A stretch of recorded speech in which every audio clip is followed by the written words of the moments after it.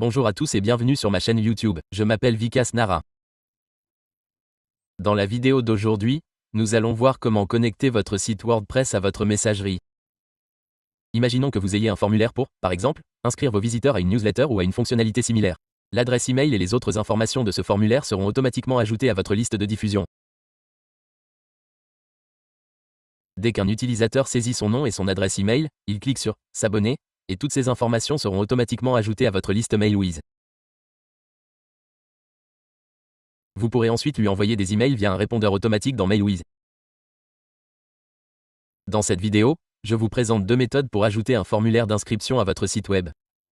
Ainsi, lorsque les visiteurs le remplissent, leur adresse email et leur nom sont automatiquement ajoutés à votre liste MailWiz. Comment faire? C'est ce que nous allons voir dans cette vidéo. Regardez-la jusqu'au bout. Si vous n'êtes pas encore abonné à ma chaîne YouTube, abonnez-vous et cliquez sur la cloche. Merci. Je vous explique cela dans la vidéo en utilisant deux méthodes. Que faire avec la première méthode? Tout d'abord, ouvrez votre interface client de messagerie. Ensuite, accédez à votre site WordPress. Accédez à la section « Extensions » et cliquez sur « Ajouter », saisissez « Mail » dans la barre de recherche. Installez cette extension ici. Après l'avoir installée, vous devez l'activer. Activez-la ici. Une fois l'extension activée, accédez à « Apparence », puis à « Widget » et ajoutez la boîte de newsletter. Je vais donc accéder à « Apparence ». En faisant défiler la page, vous verrez le widget de newsletter « MailWiz ».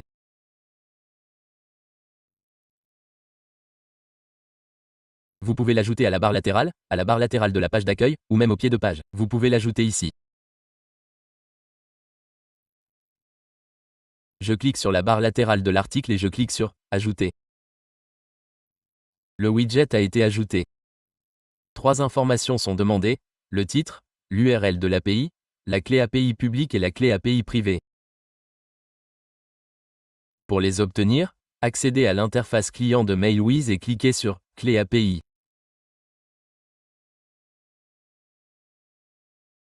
Après avoir cliqué sur « Clé API », une icône d'information apparaît. Cliquez dessus. Voici votre URL API. Copiez cette URL et collez-la dans le champ URL de l'API. OK, copiez-la ensuite à partir d'ici. Cliquez sur « Créer ».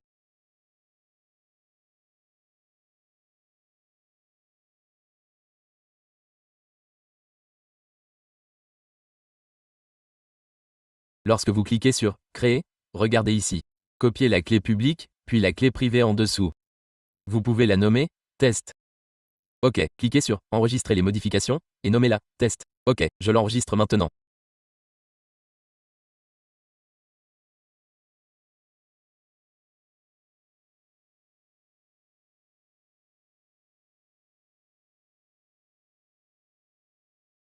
Il y a aussi une option ici appelée « Récupérer les listes disponibles ». OK, je vais essayer pour voir si ça fonctionne. OK, dès que je clique dessus, toutes les listes créées dans MailWiz s'affichent ici. J'avais créé une liste avec ce nom à des fins de démonstration et elle apparaît ici.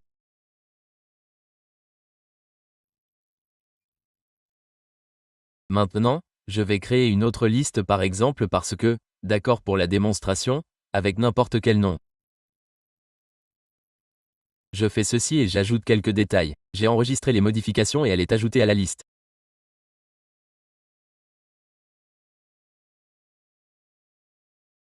J'ai maintenant deux listes. L'une s'appelle « Parce que » et l'autre « Celui-ci ». Mais ici, une seule s'affiche. Je réessaye, récupérer les listes disponibles. OK, regardez, la liste Vikas est apparue. Je sélectionne maintenant la liste Vic Because, et c'est bon. On me demande l'adresse email, le prénom et le nom. L'adresse email est donc obligatoire, on peut la configurer. Générer le formulaire. J'ai besoin de tous ces champs et je clique sur « Enregistrer les modifications ». Ensuite, je vais sur le site. Je clique sur « Visiter le site » et je consulte n'importe quel article, car j'ai placé ce widget dans la barre latérale de l'article.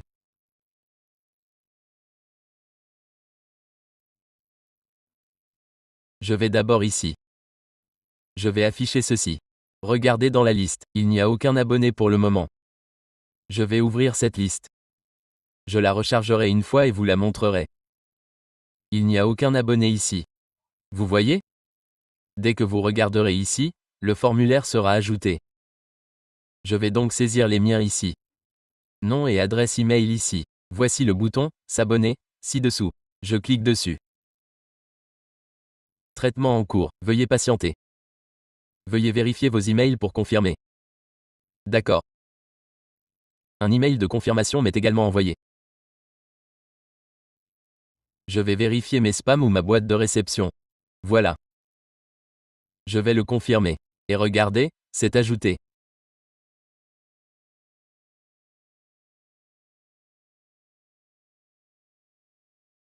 Maintenant, je vais le recharger ici. Regardez, un abonné a été ajouté. Quand je clique dessus, c'est confirmé. C'est la meilleure solution. Si cela fonctionne comme ça, votre préparation par email sera plus efficace. Après l'abonnement, même si l'email de confirmation atterrit dans les spams, l'utilisateur le trouvera.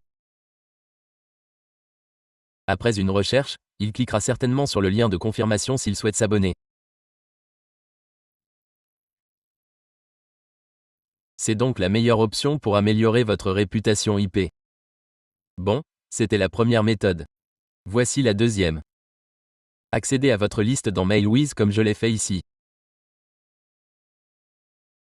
Après avoir accédé à la liste, cliquez dessus, puis sélectionnez « Formulaire ». Vous pouvez placer ce code où vous le souhaitez. Même si vous n'avez pas de site WordPress, vous pouvez l'utiliser sur n'importe quelle autre plateforme. Les données seront récupérées à partir de là. Bon. Par exemple, si vous utilisez du HTML ou autre, ajoutez ce code et le résultat ressemblera à ceci. Quels que soient les détails que vous saisissez, comme votre adresse email, ils apparaîtront dans la liste des abonnés. Vous pouvez également l'intégrer dans n'importe quel cadre ou utiliser un code court si vous préférez.